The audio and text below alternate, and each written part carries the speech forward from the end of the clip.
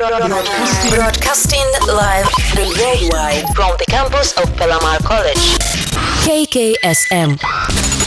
The Radio Revolution. That was Harlem by New Politics that you heard right here on KKSM's Morning Drive with me, Course Nylander. But this is a very special edition. I'm joined by the one and only Stacey Q. Stacey, how are you doing this morning? Oh, very well, thank you. Thank you for inviting me, Chorus. It's great to see you. Oh, it is such a pleasure to see you. You know, we've known each other for many years, but it's so nice to finally.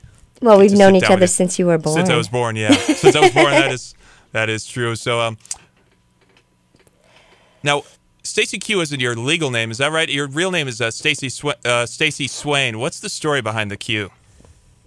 Well, the original incarnation of the band was called Q, and that was in 1981. It was a total electronic punk progressive project, and so that's where the Q comes from.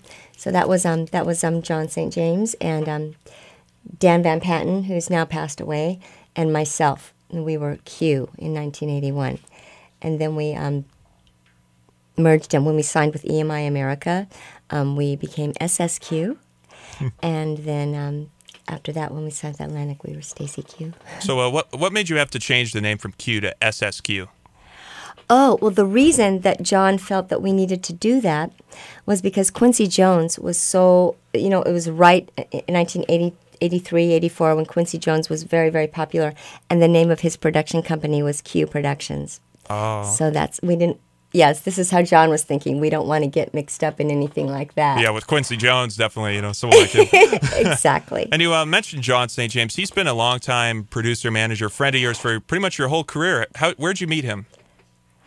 I came home from working the Elephant Act and dancing as a showgirl, Ringling Brothers. I came home off of that show after 2 years, and my boyfriend was recording at John's studio, the Casbah, which is where Berlin and Social Distortion and Agent Orange and the Adolescents and everybody pretty much, recorded out of there in Fullerton. And he had just gotten his 16-track machine. Before that, he just had an 8-track. And my boyfriend took me to a party at the studio, and that's where I met John. It's been a relationship ever since, a working relationship. Yes, he was in my driveway the next morning, and we went to breakfast, and yes, pretty much joined at the hemp. And so let's go back to the beginning to understand where you came from. Where were you born? I was born in Garden Grove, at Garden Grove Memorial Hospital, Garden Grove, California. And was music your dream from the start?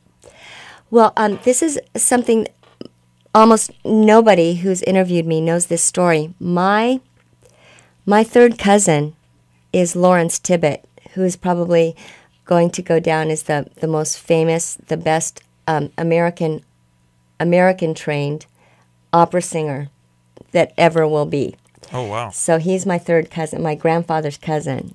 So, and I'm the only other person who's in show business, but it makes me feel I can relax a little bit, because he is so, he's probably going to be, now they're saying, the best opera singer that America ever had. So that's my cousin. So wow, that's incredible. It is incredible. So was music what you started doing in show business, or did you started out in a different route, didn't you? Ballet. I was a ballet dancer, from the time I was 5 till I, way into my teens. Singing really unnerved me. I couldn't do it in front of my mom or anybody. So, yes, I'm a dancer. And probably acting is what I do best. But I love singing. I fell in love with the recording process, and so I continue to do it. Well, you do so many things, and you do them all very well. You were actually the youngest member to attend the Dance Theater of Orange County, am I right? Yes, that's right. I was the youngest member. Mm-hmm. And then in 1970, you started working as an entertainer at Disneyland. How was that job?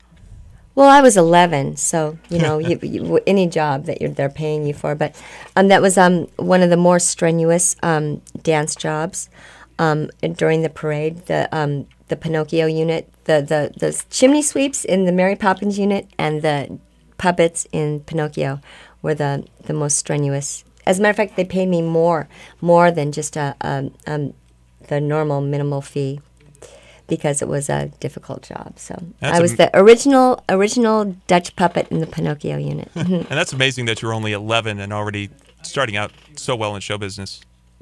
Yes. Well, by then I had been dancing since I was 5, so I was thinking, is it ever going to happen? At the ripe old age of 10. And what was your first taste of being a professional singer? How did that start?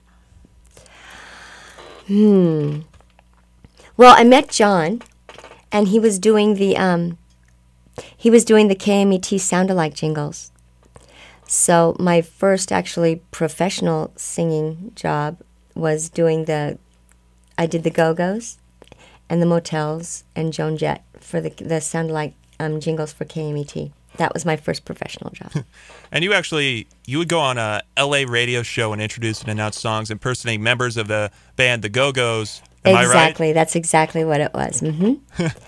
Yes, John did them all. I mean, that was actually his claim to fame, is the sound-alike things. That's how he got the contract to do St. Elsewhere for the television, for the music for television, from doing the KMET sound-alike jingles. I believe he got his start at KEZY, the same place that Jack, what's his name, Wolfman Jack, and Jed the Fish, they both sort of got their start there, I believe, at KEZY. I think he started out as like a janitor. I think Jed did too. I could have that wrong, but I'm pretty sure Jed the Fish started out as a janitor at a radio station. And when you mentioned you started the group Q with John St. James. What were your first projects? That started in 1981. Well, we got together and we found out that we liked the same kind of music. Kraftwerk was very brand new, during the new wave, and most people, I had lots of friends that are like, it's not going to be like Kraftwerk, is it? I'm like, actually, it's exactly like Kraftwerk, only with me singing. And so our very first EP that we did, it was a 4-song EP, and we had a totally positive response to that, and immediately started doing records for independent labels. And like not even 2 years after that, I was signed with a major label with EMI America.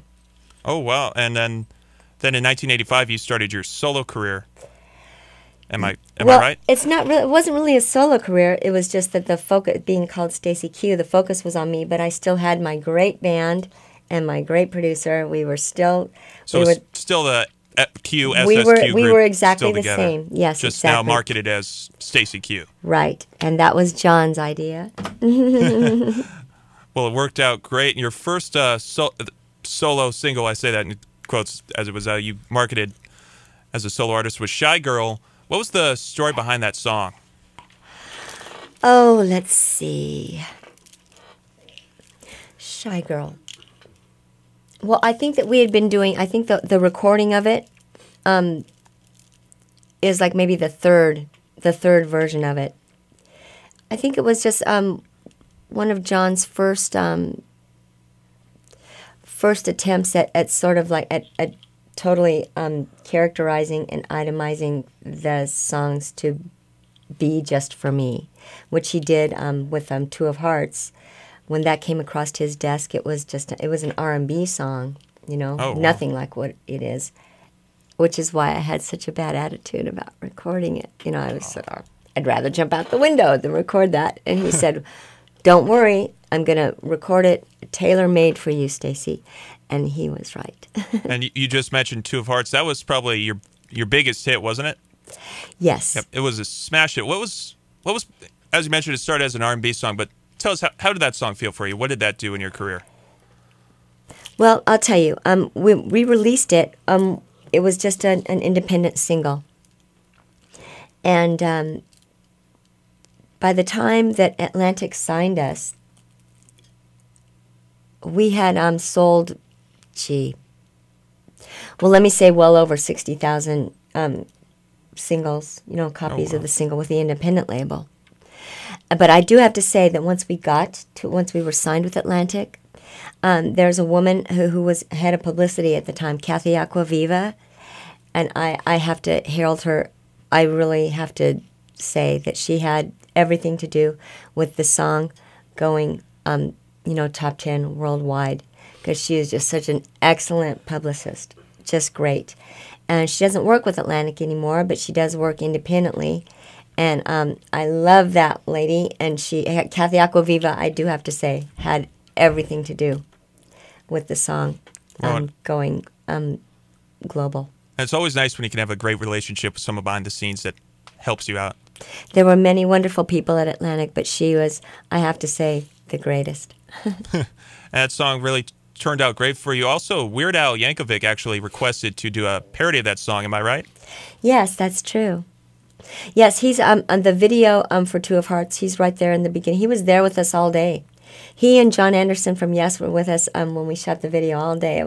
They were friends of the guy who was shooting the video, so that was cool for me.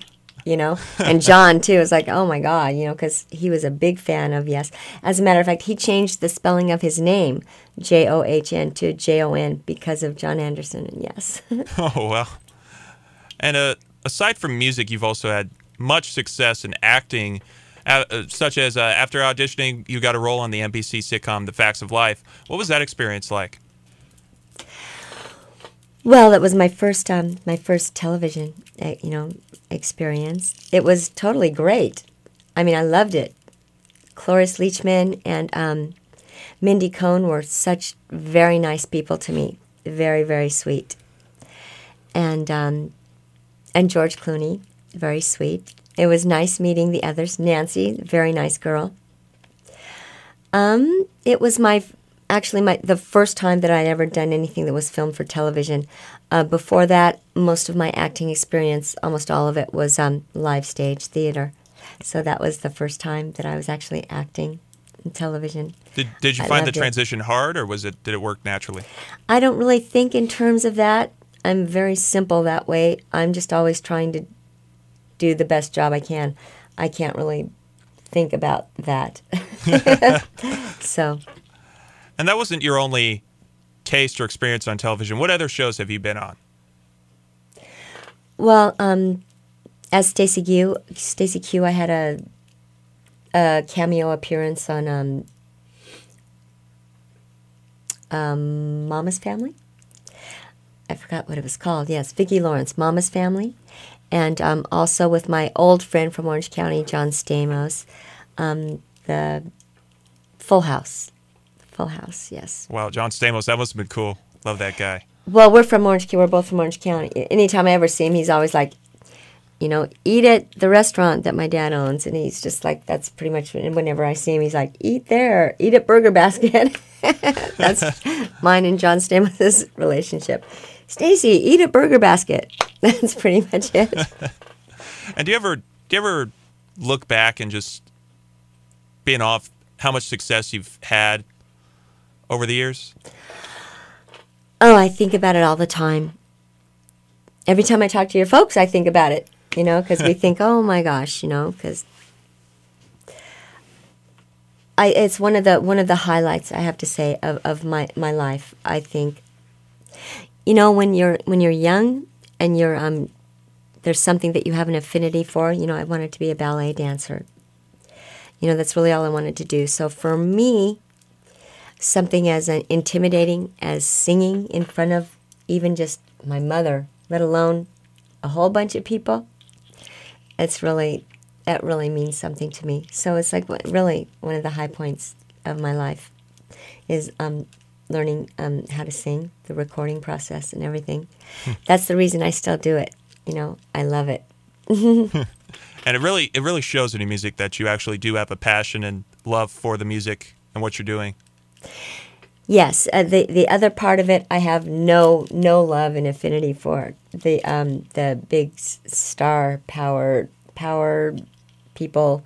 I'm this and I'm that. It doesn't really sit very well with me, which is probably a good thing. And say if I were to steal your iPod, which I'm not going to do because that would be very, very mean, what type of music would I expect to see or hear on the iPod? Okay, well, now this is going to sound like it contradicts what I just said, but my little nano iPod has only my stuff on it. So yeah, that's what my iPod is for. You got a good taste in music, though.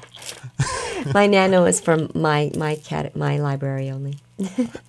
And flash forward to today. You're going to be a part of the Super Freestyle Explosion Tour with other artists such as Expose, Debbie Deb, Shannon, Stevie B, and so many others, which that tour will be coming through San Diego June 14th at the Valley View Casino Center. What can we expect from that tour? Wait, what's the date on that? In San Diego is June 14th. Well, just so you know, I guess it's attributed to the success of the popularity of the new wave and the 80s music.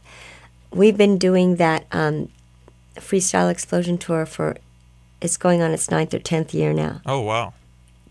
So, isn't that great? I mean, it's so great for somebody like me whose biggest hit was close to 30 years ago. People today are still crazy for 80s music. Why do you feel music from that era still resonates with so many people today? Well, I think that it's because the new wave, it broke music so wide open for so many different styles. You know, it wasn't just, the 70s where it was rock and the 60s where it was like, the Everly Brothers. The new wave just broke it open for so many different styles of music that I think it's undeniable, There really hasn't been a wave of music before that and or since then. So I think that's why it's so popular. It really did change the whole future of music in that era. Absolutely. And would you say such as the artists that are going to be on this tour, is the 80s community a very close-knit music group, or do you guys see each other often, tour together? Or? Well, we see each other often now. We all come from so many different places. It's kind of different. You have your little enclaves where you're popular. I never see Debbie Deb or Trinier or my friend Valerie Day from New Shoes unless we're doing dates on the tour. So that's totally great. And do you ever find when you're on this tour and you start performing and seeing other artists that you decide to get them on your next recordings? Always. I always think that. I'm always thinking, yeah, we should do this and do that. Yes, I'm that type of person because coming up in music, I knew John, so we had our own studio.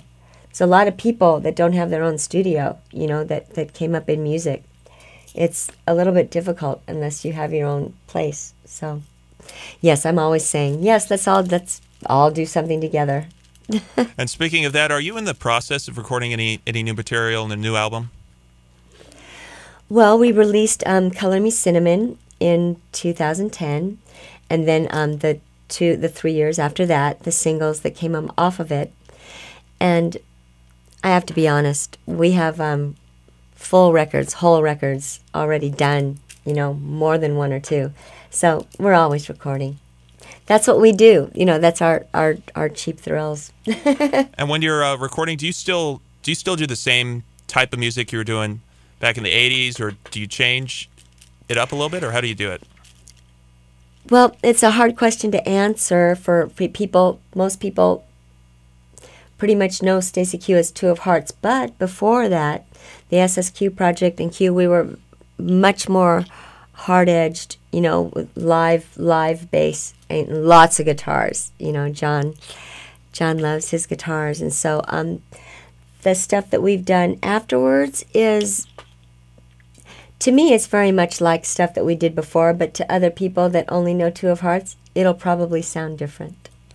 And for your live shows, is the music, do you perform it like it is on the album, or do you have more guitars like you mentioned? Yes, live is always much louder and much more raucous. We don't try to. The Beatles is a very good example for that. When they started, they got so, George Martin, he just did such a great job with them that the Beatles said, these are not albums to go out live and play. These are studio albums. And that is one of the reasons I believe that they said that they were not going to be, playing out loud, out live, because the records that they were doing are studio albums. So whereas we are like that, I really, since there was such a high demand, we were, top 10 all over the world, to do those songs live, they're just more hard-edged. I sing loudly, and which is something that people think, oh, that I have this little tiny little voice. Actually, no, I'm an alto. I'm not even a female voice. I mean, as far as like my singing register, I'm an alto. I sang in the boys section in the choir, for instance. And what do you enjoy one more than the others as to studio recording versus live performance? I would say yes, but no, I don't. I love them both equally. After the shows, after the track dates, my favorite thing would be to talk to people and sign autographs and things after the show. So I really, which is great for me because I was always just terrified of being in front of people and for them to accept you and to like it. It's totally great. So yes, I like them both. And if people want to go purchase your music and your albums, where can they go? Well, the Atlantic records you could probably get anywhere. For a little while, I think that two of them, Hard Machine and Nights Like This, were out of print. They weren't pressing them anymore, but I think that they do again. And as far as the Color Me Cinnamon record and the singles that follow that, you can get those. I suggest Hydra Productions, the person that actually released the record. Hydra Productions, Hydra Music. You contact them online and you can buy that record. Oh, wow. Or you can get them on iTunes.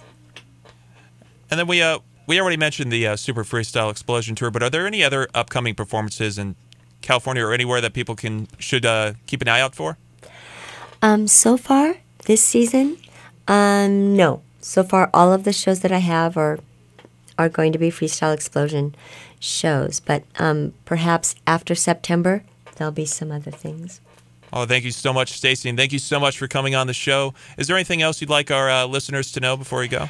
I'd like your listeners to know that I love you, Chorus, and I'm so proud of you, and I wish you the best of luck. And thank you so much for inviting me here. I love you and your family so much. I want to wish your brother well, and I want to say thank you to everybody for your support, and come out and see us on the tour because we're still knocking it out. Thanks, Chorus. Oh, really. Thank you so much, Stacey. It really is such an honor and pleasure to have you in my life. Oh, really likewise. Is. And then also, do you have a Facebook page or any social media people should check out? Yes, I hate to say on the air the reason why I don't participate so much in social media, but yes, there is a Stacey Q Facebook if you want to go. I won't be running it, but I do pay attention to it, and yes, you can find out things that are happening with me there. Thank you so much, Stacey, and thank you for coming on the show. Oh, you dear sweet soul. Thank you. That was my interview right there with the one and only amazing Stacey Q. Here's her hit song, Two of Hearts, right here on KKSM's Morning Drive with me, Chorus Nylander.